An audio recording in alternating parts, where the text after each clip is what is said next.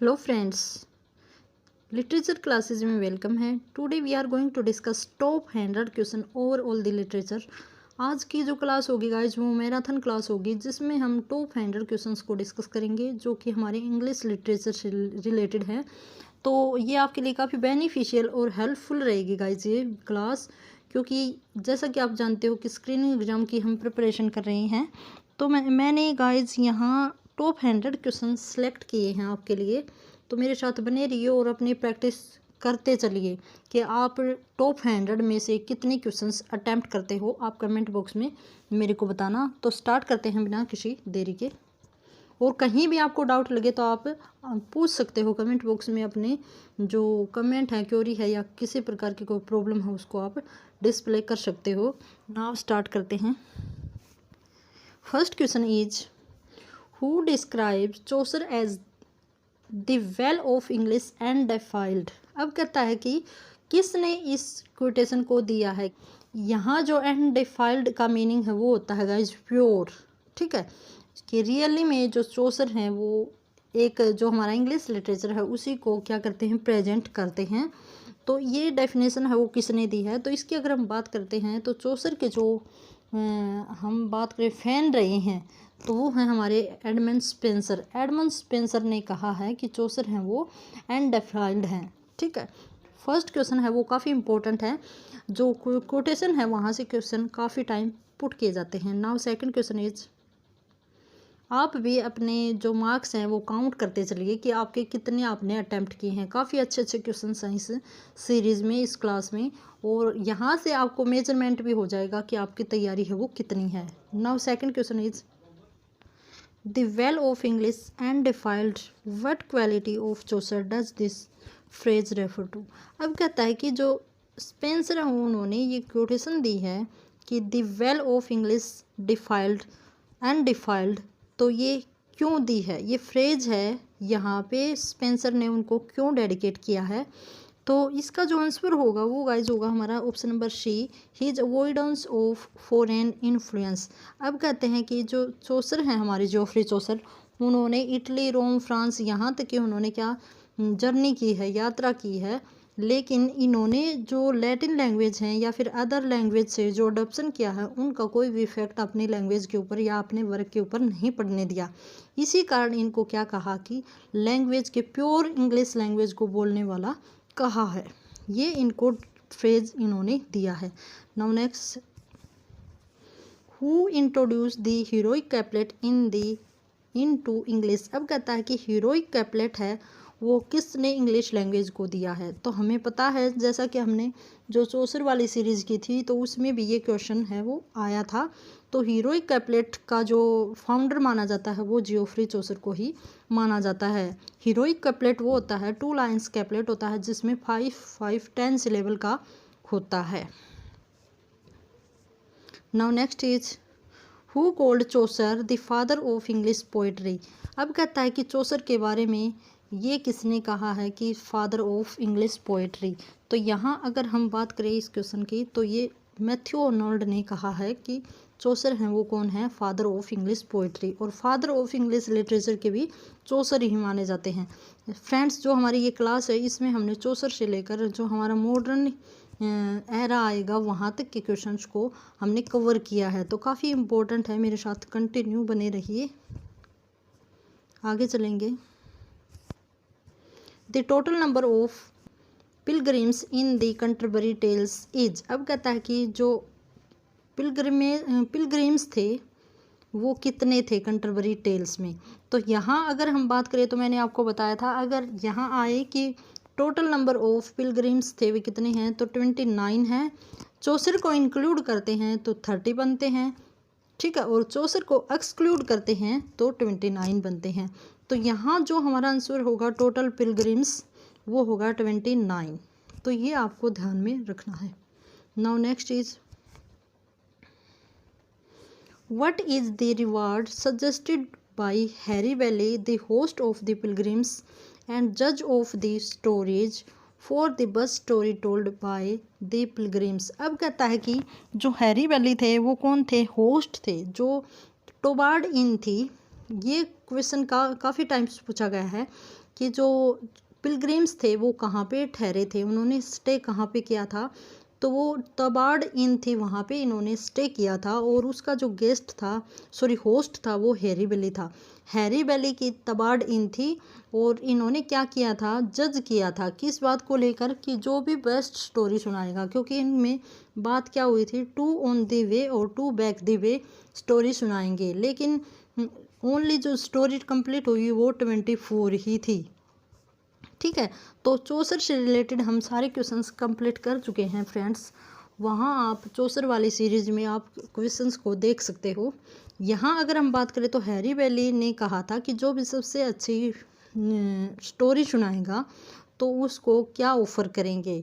तो इसका जो आंसर है हमारा करेक्ट वो होगा option number B, the rest of the pilgrims were to offer a supper. अब कहता है कि जो भी बेस्ट स्टोरी सुनाएगा उसको बाकी जो पिलग्रिम्स हैं वो उसको क्या करवाएंगे, डिनर सुपर करवाएंगे। ठीक है, तो ये इसका आंसर है, ये इनमें बेट लगी थी। Next is why is Chaucer known as the earliest of the great modern because of his. अब कहता है कि जो चौसर हैं वो मिडल एज से बिलोंग करते हैं, लेकिन इनको क्या बोला जाता है, earliest of the great modern poet बोला जाता है, राइटर बोला जाता है। तो वो क्यों बोला जाता है, तो यहाँ अगर हम बात करें तो इसका जो करेक्ट आंसर है वो होगा ऑप्शन नंबर डी, क्योंकि ये तीनों ही क्वालिटीज़ चौसर की पोइट्री में या हम कहें वर्क में देखी गई हैं, रियलिज्म, ह्यूमर और रिजेक्शन ऑफ मिडवल कन्वेंशन। ठीक है, तो ये तीनों ही इनके वर्क की करेक्टरिस्टिक्स हैं। तो इसी कारण इनको क्या बोला जाता है, अर्लीस्ट ऑफ द ग्रेट मॉडर्न्स बोला जाता है। तो वेरी वेरी इंपॉर्टेंट ये हमारा क्वेश्चन है। नाउ नेक्स्ट इस सीरीज में गाइज हम टॉप हैंडल कर रहे हैं जो काफ़ी इंपॉर्टेंट है, आप भी मेरे साथ करते चलिए। Now next is why did Long call prologue to the contemporary tales the prologue to the modern fiction. अब कहता है कि जो वाई डिड लॉन्ग को, लॉन्ग हैं विलियम जे.एम. लॉन्ग, शायद जे.एम. लॉन्ग है, यहाँ पे पूरा नाम नहीं दिया गया है। तो लॉन्ग ने जो प्रोलॉग है कंटेम्परेरी टेल को, उसको मॉडर्न फिक्शन का प्रोलॉग क्यों कहा है। तो ये क्यों कहा है गाइज, यहाँ हम देखते हैं। तो इसका जो आंसर होगा वो होगा हमारा option number B, narrative unit. यहाँ पे जो हमारे चौसर हैं इन्होंने नैरेटिव यूनिटी रखी है। मेन यूनिटी आपको पता है, जैसा कि अरिस्टोटल ने बताया है, unity of place, unity of time और यूनिटी ऑफ कैरेक्टर। तो इन तीनों यूनिटी को इन्होंने कवर किया है, इसी कारण इनको क्या बोला जाता है, the prologue to modern fiction. आगे चलेंगे। Which is the month in which groups of pilgrims use to march toward the contemporary. अब कहता है कि वो कौन सा मंथ था जिसमें जो पिलग्रिम्स थे वे पिलग्रिमेज पे गए थे, कंटेम्परेरी में गए थे। तो वो महीना था गाइज मंथ ऑफ अप्रैल। तो अप्रैल के मंथ में ये कहाँ गए थे, कंटेम्परेरी गए थे, जो इनकी होली पिलग्रिमेज थी। ठीक है, तो काफ़ी क्वेश्चंस हैं, ये क्वेश्चन हमने अटेम्प्ट कर रखे हैं चौसर वाली प्लेलिस्ट में, वहाँ से आप देख सकते हो। Now next is Arnold's judgment of Chaucer is that Chaucer was. अब कहता है कि आर्नोल्ड ने चौसर के बारे में क्या कहा है। तो अगर आर्नोल्ड की बात करें तो आर्नोल्ड ने काफ़ी ज़्यादा क्रिटिसाइज़ किया है चौसर को, और काफ़ी ज़्यादा उनके वर्क को इन्होंने रीड किया है, और उनके बेस पे इन्होंने उनके बारे में काफ़ी ज़्यादा कोटेशंस दी हैं। तो इसका जो आंसर होगा हमारे इस क्वेश्चन का, तो वो होगा option number B, not as great as the classicist. कि चौसर हैं वे इतने ग्रेट नहीं थे जितने कि क्लासिकल जो हमारे राइटर रहे हैं। तो ये इनकी क्वेटेशन है। Who was the first translator of Bible into English. अब कहता है कि फर्स्ट ट्रांसलेटर किसे माना जाता है बाइबल का। तो यहाँ जो हमारा ऑप्शन नंबर सी है, जॉन वाइक्लिफ, उन्हीं को क्या माना जाता है, अर्लीस्ट ट्रांसलेटर ऑफ बाइबल, क्योंकि इन्होंने ही एक मूवमेंट चलाया था, लोलार्ड्स मूवमेंट, और इन्होंने ही चर्च का क्या किया था, अपोज किया था खुलकर, पब्लिक प्लेस पे आकर इन्होंने जो चर्च है उसका अपोज किया था। Now next is who was the first translator of Virgil work into English. अब कहता है कि विर्जिल जो यूनानी एक ग्रीक राइटर माने जाते हैं, पोइट माने जाते हैं, उनका वर्क का सबसे पहले ट्रांसलेशन किसने किया था। तो तो ये हमारा आंसर होगा option number C, Gavin Douglas. Gavin Douglas ने सबसे पहले वर्जिल के वर्क को क्या किया था, ट्रांसलेट किया था। उनके बाद जो जॉन ड्रायडन है, इन्होंने भी वर्जिल के वर्क को ट्रांसलेट किया है। Now next is the war of roses took place during. अब कहता है कि जो वार ऑफ रोजेज है वो कब से कब तक मानी जाती है। तो यहाँ इसकी अगर हम बात करें तो वार ऑफ रोजेज होती है वो नियर अबाउट 30 ईयर्स वॉर थी, ठीक है। और 2 हाउसेज थे उस टाइम पे इंग्लैंड में, जिनको रेड और वाइट हाउस, ठीक है। तो इसीलिए रेड हाउस और वाइट होने के कारण उनको वॉर ऑफ रोजेज कहा जाता था। तो इसका अगर हम टाइम पीरियड की बात करते हैं तो ऑप्शन नंबर सी है 1455 से 1485 तक माना जाता है। Next is why is the war of roses known by that name. अब कहता है वही क्वेश्चन आ गया जो मैंने आपको बता दिया है कि वार ऑफ रोजेज को इस नाम से क्यों जाना जाता है। तो गाइज हमने पढ़ा कि उस टाइम पे जो इंग्लैंड के हाउसेस थे वो रोजेज से ही शो कर रहे थे अपने पार्टीज को। तो ऑप्शन नंबर सी है वो बिल्कुल करेक्ट है। The two rival fiction had roses red and white as their symbol. तो रेड रोज और वाइट रोज इन्होंने सिंबल रखे हुए थे अपनी पार्टीज के। नेक्स्ट है हमारा question, utopia appeared in English translation in the year. अब कहता है कि यूटोपिया है जो टॉमस मोर का एक मोस्ट इम्पोर्टेंट वर्क माना जाता है हमारे इंग्लिश लिटरेचर में। तो ये कब इंग्लिश में ट्रांसलेट किया गया था। तो इंग्लिश में ट्रांसलेशन की बात करें तो option number B is very correct. और अगर वैसे ही इसकी सबसे पहले जो पब्लिकेशन हुआ था जो कि लैटिन लैंग्वेज में, वो हुई थी 1516 में इनका ट्रांसलेट लैटिन लैंग्वेज में। ये लैटिन का है और ये इंग्लिश लैंग्वेज का है।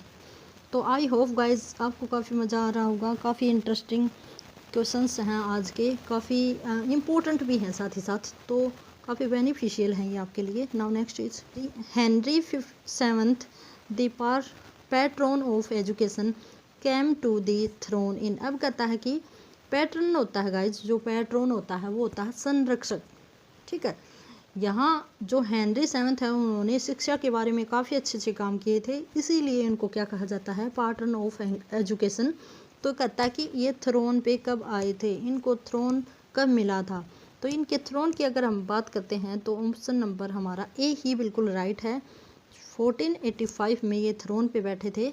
ओके, अब आगे चलेंगे।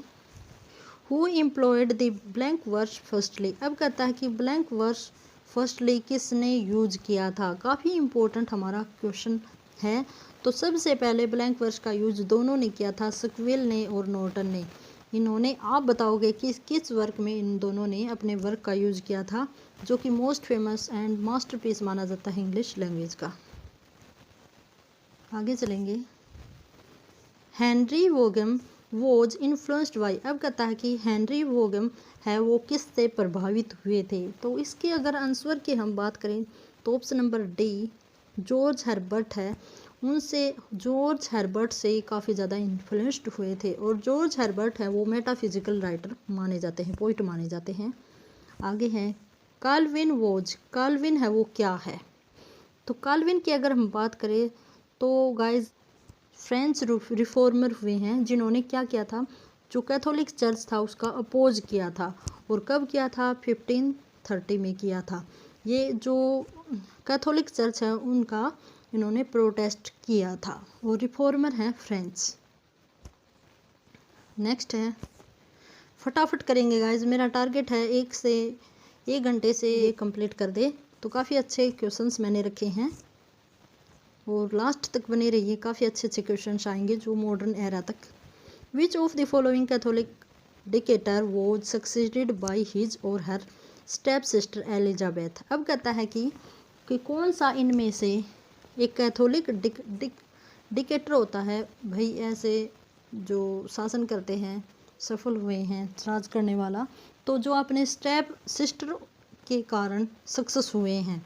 तो इसमें अगर हम बात करें तो एलिजाबेथन थी और उनकी स्टेप सिस्टर है मैरी, ठीक है। इन्हीं के कारण इनको क्या मिली थी, जो सक्सेशन हुआ था इनका इंग्लैंड के थ्रोन के ऊपर। Which of the following wrote plays that और आर ऑल ट्रेजिडी। अब कहता है कि इनमें से कौन सा ऐसा राइटर है जिन्होंने अपनी सभी ट्रेजेडी लिखी हैं, कोई भी कॉमेडी नहीं लिखी हैं? तो Christopher Marlowe is the answer. इन्होंने ओनली ट्रेजेडी लिखी हैं, न कि कॉमेडी। ठीक है, कॉमेडी वर्क इन्होंने नहीं किया है। आगे चलते हैं। Who headed the Puritan government that was formed after the hanging of Charles one. अब कहता है कि चार्ल्स वन को हैंगिंग, फांसी की सज़ा देने के बाद कौन राजा बना था जो कि प्यूरिटन गवर्नमेंट से रिलेट करता है? तो इसकी अगर हम बात करें तो क्रोमवेल, जो क्रोमवेल हैं ये रही हैं शायद 1660 के बाद। ठीक है, क्रोमवेल नहीं, ये इसमें तो चार्ल्स टू आ गए थे 1685 के समथिंग। ये आंसर होगा इसका, क्योंकि चार्ल्स थे उनके बाद कौन आ गए थे? क्रोमवेल आ गए थे। तो फर्स्ट ही हमारा ऑप्शन है वो बिल्कुल करेक्ट रहेगा। Now next is which of the following begins with this line, if music be the food of love, play on। ये कहता है कि किसने इस लाइन को स्पीक किया है या किस प्ले में इस लाइन को स्पीक किया गया है। तो इसका अगर हम आंसर मीनिंग की बात करते हैं तो कहता है कि अगर म्यूजिक ही लव है तो इसको प्ले ऑन करते रहे, अगर लव ही फूड है तो इसको क्या करते रहो, बजाते रहो। तो ये गाइज हमारा 12th नाइट है उससे ये ली गई ये लाइन है, तो काफ़ी इम्पोर्टेंट है। जो किसने की है? ड्यूक और शिनो ने ये इनको स्पीक किया है। आगे चलेंगे।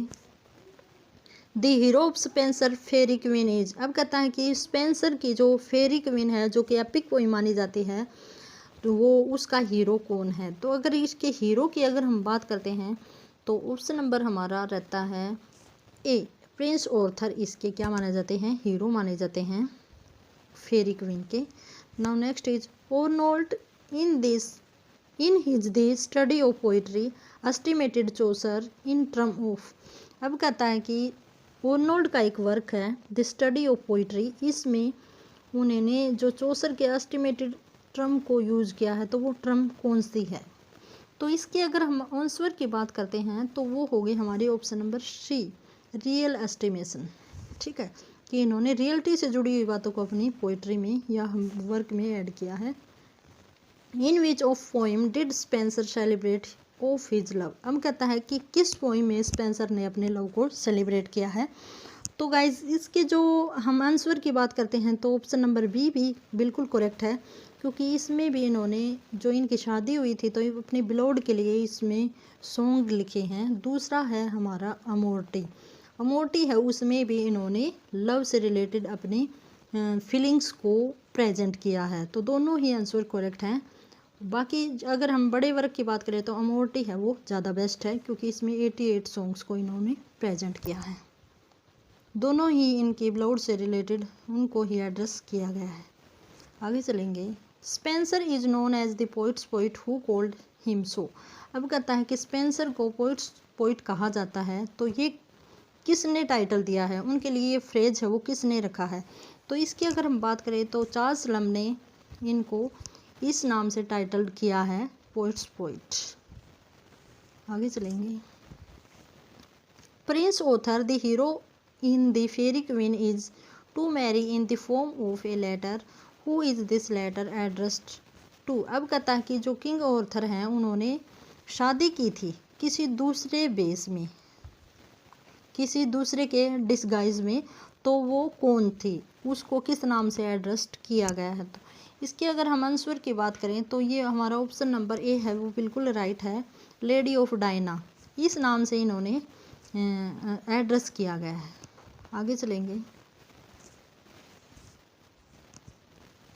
Spenser wrote a poem in honour of his message, identify it. अब कहता है कि स्पेंसर ने एक पोएम लिखी है ऑनर ऑफ हिज मैसेज, मतलब मैसेज की अगर हम बात करें तो संदेश के आदर में, या हम कहें उन्हें रिस्पेक्टिव एक पोएम लिखी है, तो वो कौन सी लिखी है?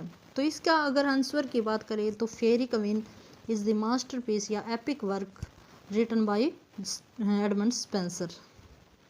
आगे हैं। The following is known as the first monument of modern socialism. अब कहता है कि इनमें से कौन सा सोशलिज्म का पहला प्रतीक माना जाता है। तो इसका जो आंसर होगा करेक्ट वो होगा guys Utopia. Utopia is written by Thomas More. तो काफ़ी इंपॉर्टेंट एंड मास्टरपीस वर्क है हमारे इंग्लिश लिटरेचर का। आगे चलेंगे। The authorised version of Bible is based on. अब कहता है कि बाइबल का ऑथोराइड वर्जन है वो किसके ऊपर बेस्ड है। तो यहाँ अगर हम बात करते हैं हमारी करेक्ट आंसर की तो वो होगा टिंडलेज ट्रांसलेशन। अब कहता है कि उससे पहले जॉन वाइक्लिफ ने भी बाइबल को ट्रांसलेट किया है, लेकिन ये ऑथोराइड वर्जन नहीं था। ऑथोराइड जो वर्जन माना जाता है वो टिंडले का ट्रांसलेशन माना जाता है। टिंडले हमारे एक राइटर रहे हैं इंग्लिश लिटरेचर में। Who is being referred to in the expression of Spenser, Gloriana, relief, Cynthia and Shakespeare fair vessel. अब कहता है वेस्टल। अब कहता है कि यहाँ पे जो स्पेंसर की ग्लोरिना है वो रिलीफ की सिंथिया है और शेक्सपियर का फेयर वेस्टल है वो किसे माना जाता है।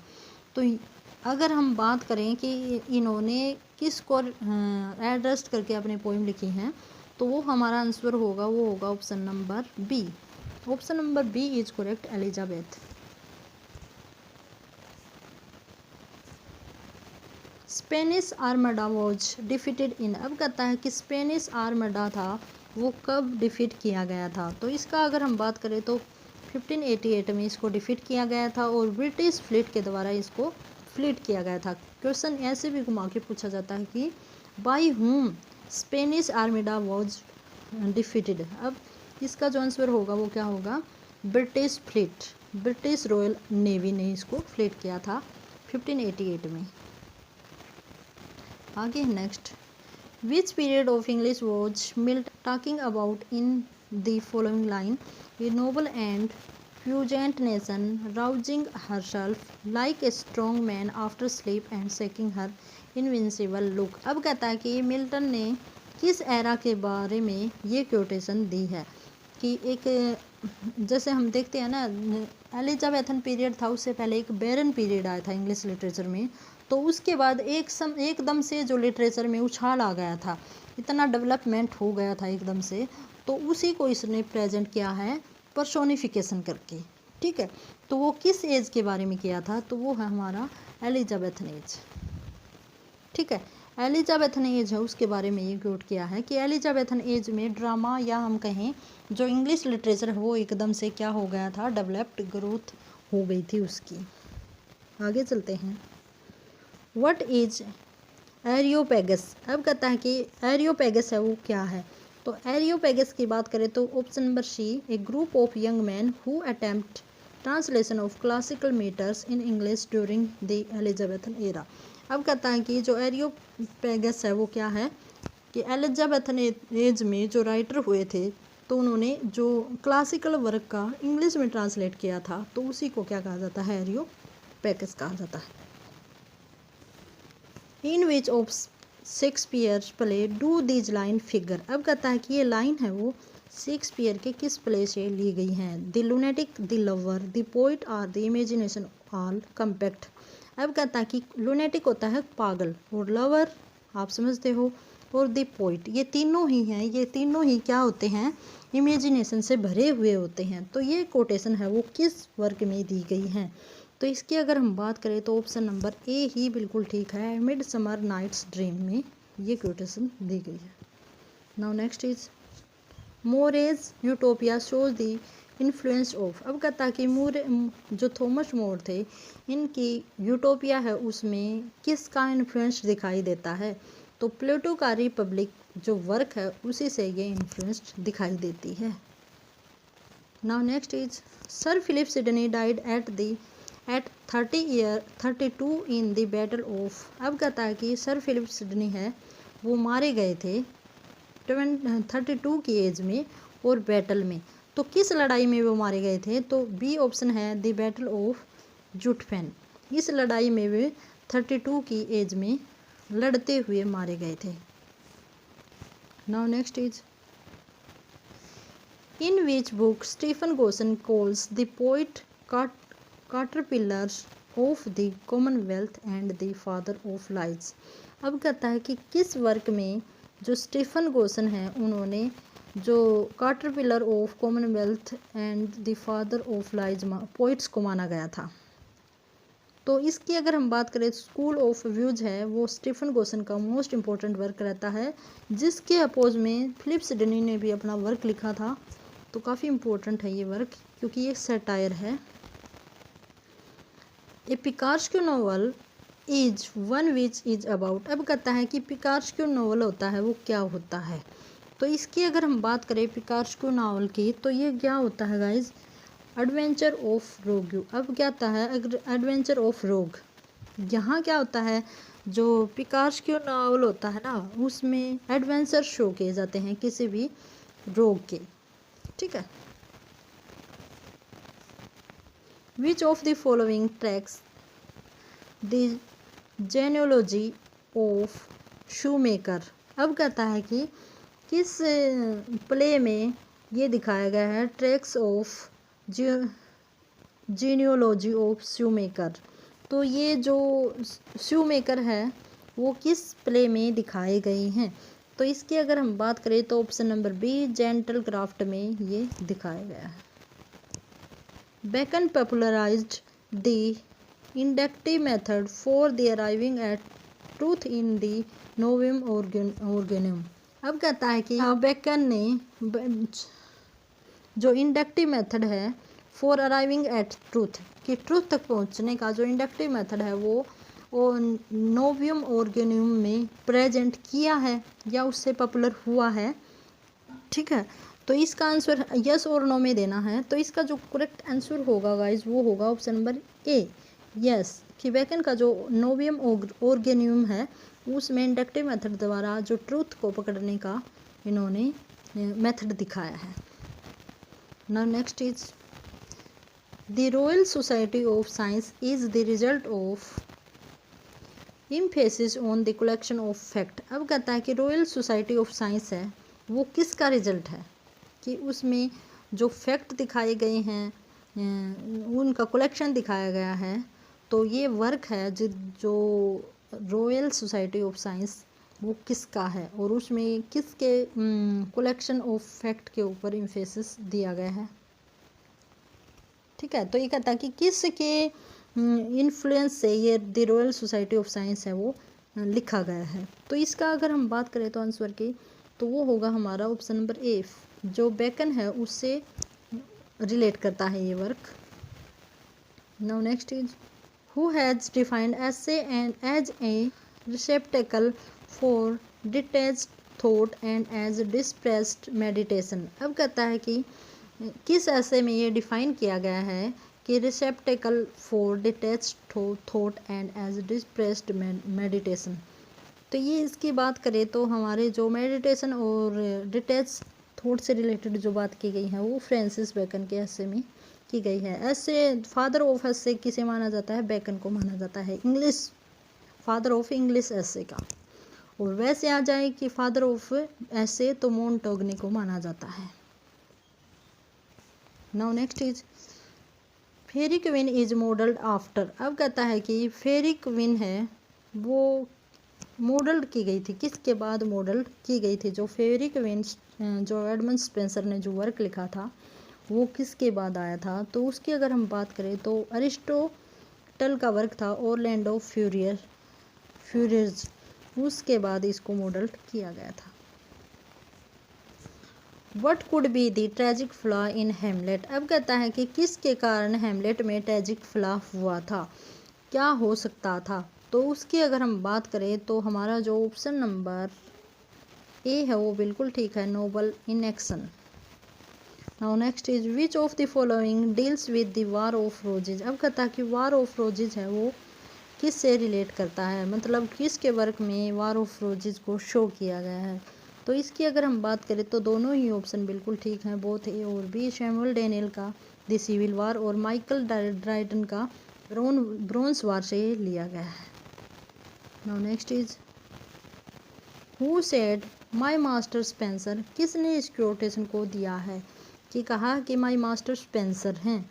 तो इसकी अगर हम बात करें तो हमारे जो टॉमस हैं उसी जो ऑप्शन नंबर सी है वो बिल्कुल ठीक है, जो जेम्स टॉमसन, ठीक है, टॉमस से ये रिलेट करता है। Now next is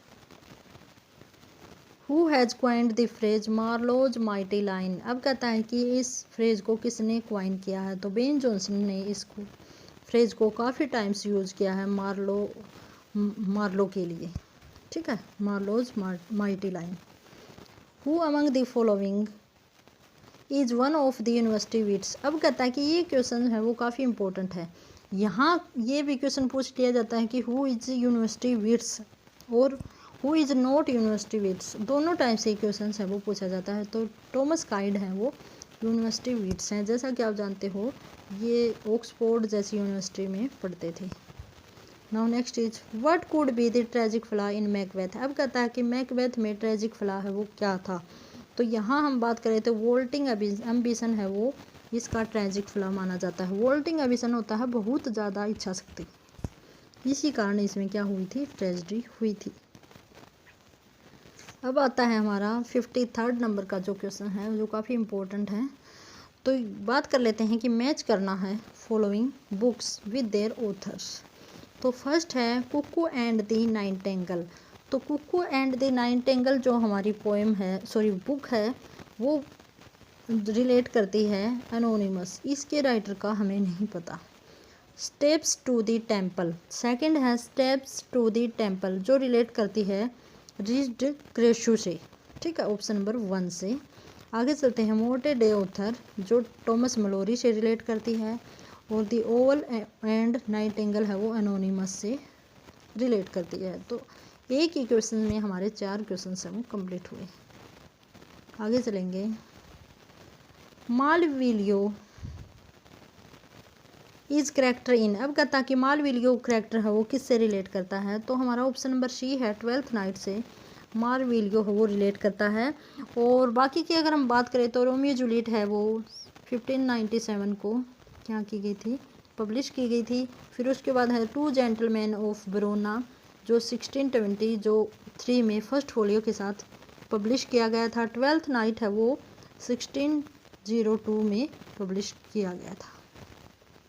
Now next is the character fool in 12th night serve the purpose of। अब कहता है कि जो फूल नाम का एक करेक्टर है वो 12th नाइट में क्या सर्व करता है, मीन्स उसका करेक्टर है वो क्या करता है। तो यहाँ अगर हम बात करें तो ऑप्शन नंबर सारे बिल्कुल ठीक हैं। रियलिटी ऑफ लाइफ को प्रेजेंट करता है, साथ ही साथ ह्यूमर को प्रेजेंट करता है। फिर उसके साथ अगर हम देखें तो इंटरलिंकिंग द मेन एंड सब प्लॉट। तो जो लास्ट तक हमारा जो फुल नाम का करेक्टर है वो बना रहता है 12th नाइट में। तो सारे ऑप्शन बिल्कुल करेक्ट हैं। Now next is Cymbeline was written by. अब कहता है कि सिम्बलाइन है वो शेक्सपियर ने लिखा है। ठीक है, ये सिम्बलाइन है वो विलियम शेक्सपियर के द्वारा रोट किया गया हमारा एक प्ले है जो कि 1623 में फर्स्ट फोलियो के साथ ही पब्लिश किया गया था। Which of the Shakespearean plays has an element of colonialism suggestively. अब कहता है कि कौन से एक प्ले में कॉलोनियलिज्म से रिलेटेड थीम को दिखाया गया है। तो इसकी अगर हम बात करें तो हमारा वर्क रहता है द टेम्पेस्ट जो कि लास्ट प्ले माना जाता है विलियम शेक्सपियर का। 1611 में ये पब्लिश किया गया था, लिखा गया था। Shakespeare used prose for. अब कहता है कि शेक्सपियर ने जो प्रोज यूज किया था वो किसके लिए किया था, तो इसकी अगर हम बात करें तो कॉमिक सीन्स के लिए इन्होंने प्रोज को यूज किया है। कॉमिक आपको पता है, कमेंट में बताना कि कॉमिक का मीनिंग क्या होता है। Who said Shakespeare has only heroines no heroes. अब कहता है कि किसने कहा है कि शेक्सपियर के जो प्ले हैं उनमें ओनली हीरोइंस हैं, हीरोज नहीं हैं।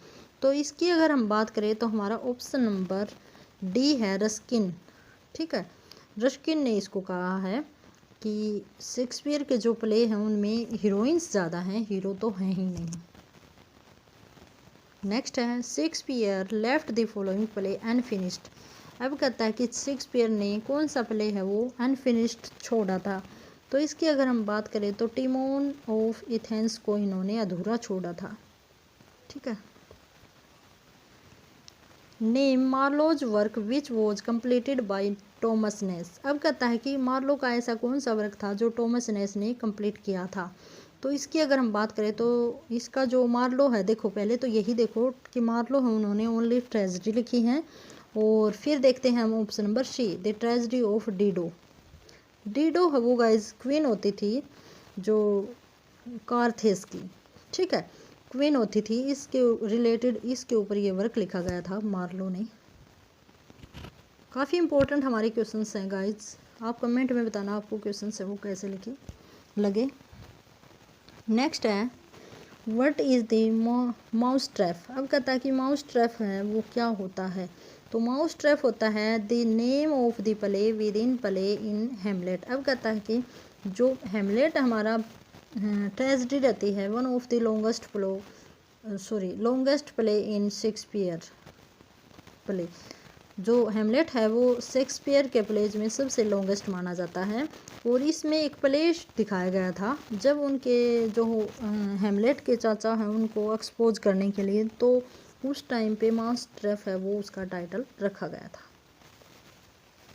What is the common among the Hamlet, Midsummer Night's Dream, the taming of shrew and Love's Labour Lost. अब कहता है कि इन चारों में एक थिंग जो सेम थी वो क्या थी। तो option number C, all the four employ the device of the play within play. अब कहता है यही बात तीनों में कॉमन थी कि प्ले विद इन प्ले थे। नेक्स्ट है in which of his works does Spenser celebrate his love for Elizabethan Boyle whom he married later। अब कहता है कि कौन से प्ले में जो स्पेंसर है उन्होंने अपना लव शो किया था एलिजाबेथन बॉयल के प्रति, तो वो कौन सा वर्क था। तो मैंने आपको बताया था कि ये दोनों ही इन दोनों में ही इन्होंने अपने लव को प्रेजेंट किया है, लेकिन जो बेटर होगा इनमें से वो होगा अमोर्टी, ठीक है। तो इसमें हमें टिक करना है अमोर्टी को। नाउ नेक्स्ट इज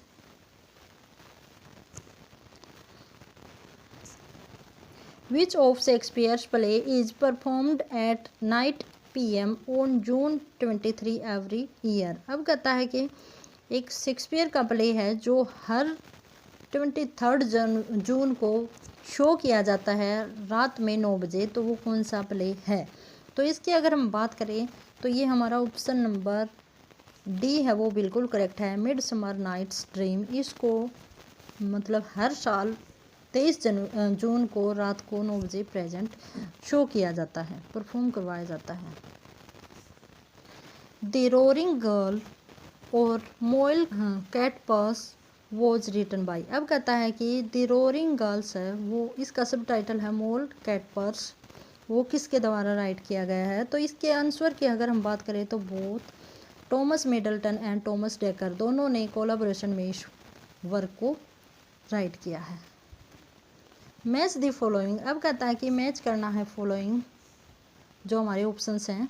तो इसकी अगर हम बात करें सबसे पहला जो हमारा रहता है वो है द चेंजलिंग। द चेंजलिंग है वो हमारा वर्क रहता है टॉमस मिडल्टन का, ठीक है। फर्स्ट है वो रिलेट करता है फिफ्थ से। दूसरा है यूफियस। यूफियस आपको पता है जो कि जॉन लिली का है, जॉन लिली का यूफियस मोस्ट इम्पोर्टेंट वर्क माना जाता है। तीसरा है एनाटॉमी ऑफ मेलैंकली। ये हमारा जो वर्क है वो रिलेट करता है रॉबर्ट बेकन से, ऑप्शन नंबर 4 से। फिर उसके बाद है the shoe makers holiday. Shoe makers holiday है वो हमारा टॉमस डेकर से क्या करता है, रिलेट करता है। तो आई होप आपको ये समझ आ गए होंगे, ठीक है। आगे चलते हैं।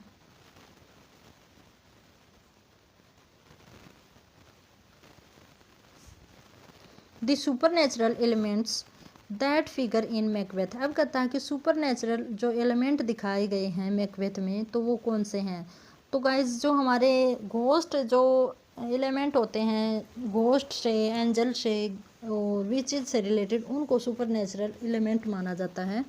तो हमारे मैकबेथ है उसमें विचेज को शो किया है। तो ऑप्शन नंबर बी है वो बिल्कुल करेक्ट है।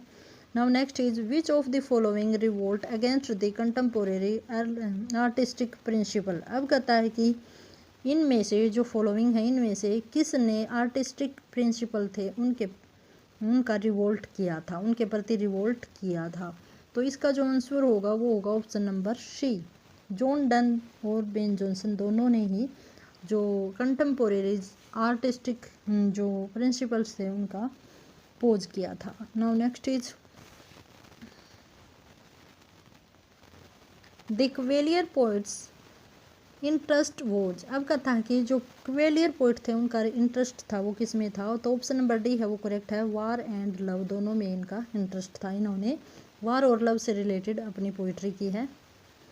The defeat of the Spanish Armada occurred in. अब कहता है कि स्पेनिश आर्मडा की डिफीट कब हुई थी, तो हमारा ये क्वेश्चन है वो पहले भी आया था 1588 में, जो इंग्लैंड की आर्मी थी, ठीक है, ब्रिटिश फ्लीट ने इनको डिफीट किया था। Now next is the first folio edition of Shakespeare's play was printed in.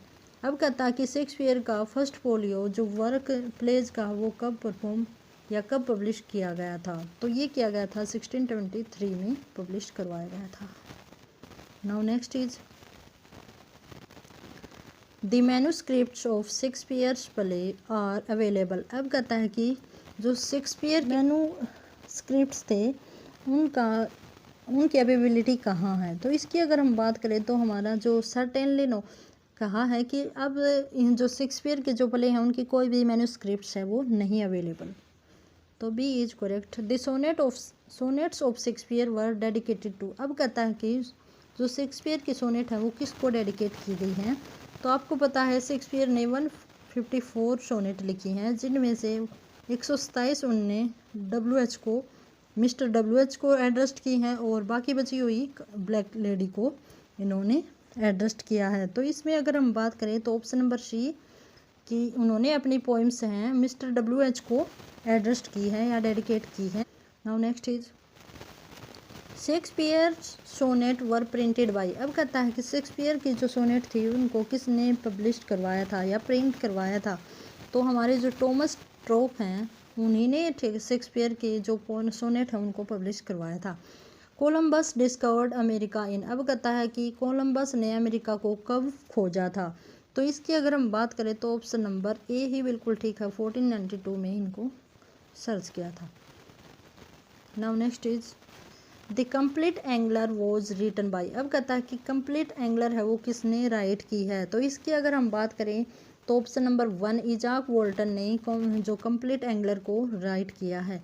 What is the common among Faerie Queene divine comedy और पिलग्रिम्स प्रोग्रेस। अब कहता है कि तीनों में जो कॉमन थिंग है वो क्या है, तो तीनों में अगर कॉमन थिंग की बात करें तो तीनों ही क्या है, एलिगरी हैं, दे आर ग्रेट एलिगरीज, ठीक है, ये तीनों में कॉमन थिंग है। Now next is here is God's plenty who is Dryden talking about. अब कहता है कि जो ड्राइडन के बारे में जो ड्राइडन है उन्होंने ये क्वोटेशन किसके बारे में दी है, किसके बारे में ये क्वोटेशन दी है कि हेयर इज गॉड्स प्लेनिटी, तो इसकी अगर हम बात करें तो चौसर है उनके लिए इन्होंने ये क्योट किया है, क्योंकि चौसर ने कंटेम्पररी टेल में काफ़ी ज़्यादा जो हमारे करैक्टर हैं वो लिए हैं और उसी कारण इन्होंने क्या कहा है, here is God's plenty. Now next is what is the importance of history of Tory. अब कहता है कि हिस्ट्री ऑफ टोरी की क्या इम्पोर्टेंस है, तो इसकी अगर हम बात करें तो option number B it was the first book printed in England. अब कहता है कि हिस्ट्री ऑफ टोरी है वो पहली बुक थी जो इंग्लैंड की ही जो प्रिंटिंग प्रेस थी उससे पब्लिश करवाई गई थी, प्रिंट करवाई गई थी, तो कब करवाई गई थी, 1473 में। गाइज ये अगर हम प्रिंटिंग प्रेस की बात करते हैं तो काफ़ी इसमें कन्फ्यूजन रहा है, कहीं कहीं 1466 भी इसको माना गया है, 55 भी इसको माना गया है। Now next is the 100 years war began in. अब कहता है कि 100 ईयर वॉर है वो कब बिगन हुई थी, तो इसकी अगर हम बात करें तो ये बिगन हुई थी गाइज हमारा ऑप्शन नंबर बी 1337 से 1453 तक 100 ईयर वॉर मानी जाती है। वैसे तो 115 के लगभग यहाँ ईयर्स हो जाते हैं, लेकिन इसको क्या माना जाता है, 100 ईयर्स वॉर माना जाता है इंग्लैंड की हिस्ट्री में, और ये किस किस के बीच में लड़ी गई थी, इंग्लैंड और फ्रांस के बीच में ये लड़ी गई थी। Now next is the Norman conquest took place. अब कहता है ये क्वेश्चंस भी हमने पहले डिस्कस कर रखे हैं, जो हम मिडिल इंग्लिश जो हमारा एक क्लास थी जो जिसमें हमने जो हिस्ट्री ऑफ इंग्लैंड की कंडक्ट की थी, तो उसमें हमने इस क्वेश्चन को डिस्कस किया था। तो नॉर्मन कॉन्क्वेस्ट है वो 1066 में हुई थी। Now next is urn burial was written by. अब कहता कि अर्न बरियल है वो किसने इसको रोट किया था, तो जॉन फोर्ड ने इसको रोट किया था। अर्न बरियल को जॉन फोर्ड ने रोट किया था। Now next is the death of Elizabeth and the assassin of James one took place in the year. अब कहता है कि एलिजाबेथ की डेथ कब हुई थी, तो हमें पता है कि एलिजाबेथ 1558 में आई थी थ्रोन के ऊपर, और इनकी डेथ हुई थी 1603 में इनकी डेथ हुई थी, और डेथ के साथ ही जेम्स वन का क्या हो गया था, यहाँ पे असैसिन हो गया था। Now next is the 100-year war which began in 1338 was with. अब कहता है कि 100-year वॉर है वो 13, देखो कहीं कहीं 1337 भी आया हुआ है और कहीं कहीं 1338 भी आया हुआ है। तो यहाँ अगर हम इसके करेक्ट की बात करते हैं तो ये बिल्कुल करेक्ट है 1338। तो ये किसके साथ हुई थी, फ्रांस के साथ हुई थी। ठीक है, इंग्लैंड और फ्रांस के बीच में ये वॉर है वो लड़ी गई थी। Now next is Shakespeare took many characters and incident from प्लूटार्क्स live 1579 who translated this book into the English. अब कहता है कि जो प्लूटार्क्स लिव्स है उस बुक को किसने इंग्लिश में ट्रांसलेट किया था, तो इसकी अगर हम बात करें तो ऑप्शन नंबर हमारा रहता है बिल्कुल करेक्ट, वो है ए, टॉमस नॉर्थ ने इसको ट्रांसलेट किया था। और इसी वर्क से प्लूटार्क लिव से ही शेक्सपियर ने अपने काफ़ी ज़्यादा करेक्टर लिए हैं, इंसिडेंट और character. The Jew of Malta is the story of insatiable passion of. अब कहता है कि जू ऑफ माल्टा है उसमें जो पैसन दिखाई गई है वो क्या दिखाई गई है, तो वेल्थ है वो इसकी थीम रही है जू ऑफ माल्टा की। और इसी बेस पे जो हमारे जू ऑफ माल्टा के जो हीरो हैं वो ये ट्रेजेडी होती है। ठीक है, which play was jointly written by Nashe and Jonson in 1597। अब कहता है कि कौन सा वर्क टॉमस नेस और जॉनसन के द्वारा कोलैबोरेशन में लिखा है, तो इसकी अगर हम बात करें तो option number D the isle of dogs है वो कोलैबोरेशन में लिखा है नेस एंड जॉनसन ने। Now next is name of the joint writer of the two gentleman of run. अब कहता है कि ये क्वेश्चन है वो रोंगली लिखा गया है। क्यों लिखा गया है, क्योंकि यहाँ 2 कैरेक्टर्स आने थे कि द टू जेंटलमैन ऑफ वरोना है उसमें 2 कैरेक्टर कौन कौन से हैं जो यहाँ दिखाई देते हैं, तो इसका आंसर होगा वैलेंटाइन एंड प्रोटेन। ये दोनों कैरेक्टर हैं जो जू ऑफ माल्टा में टू जेंटलमैन ऑफ वरोना में दिखाए गए हैं।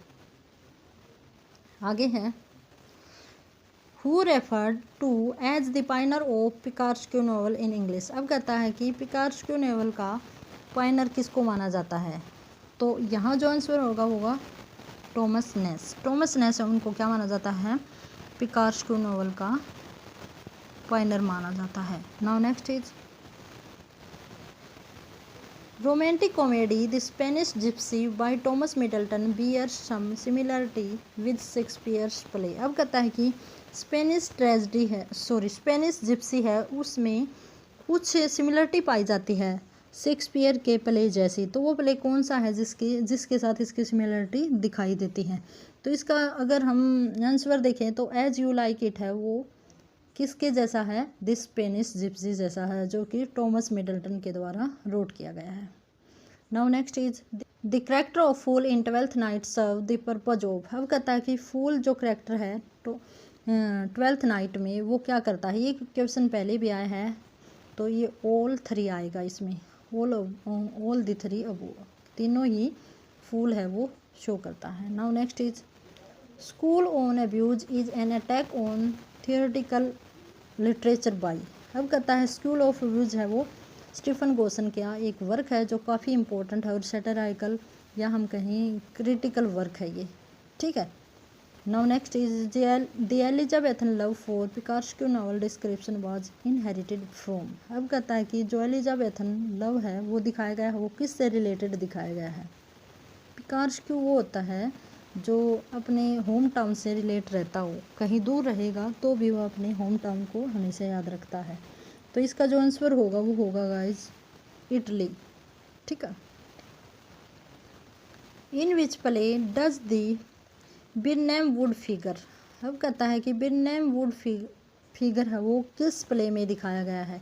ये गाइज एक फॉरेस्ट है जो कि मैकबेथ में शो किया गया है। यहीं जो मैकबेथ है उसको 3 बीचेज मिलती हैं। Now next is Rosalynde is prose romance which was subsequently use as the story 4। अब कहता है कि रोजालिंडा है वो एक प्रोज रोमांस है। ठीक है। और वो किसके लिए यूज किया गया है, किस मतलब उसको किस बेस बनाकर क्या लिखा गया है शेक्सपियर के द्वारा।